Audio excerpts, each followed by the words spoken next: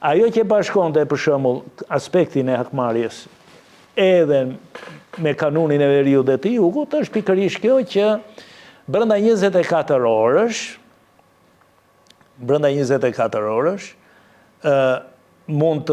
të merrej haka e të vrarit, pra mund të merrej haka e të vrarit,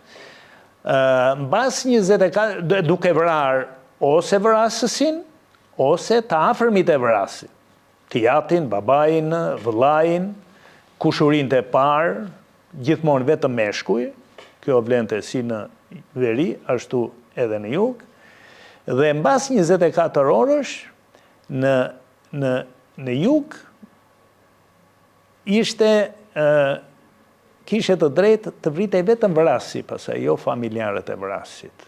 Në qoftë se nuk ka rinë të vrasësh brenda 24 orësh vrasësin, atëre mbas mund të vrasësh të tjerët brenda 24 orësh, pra thash familjarët e vrasit,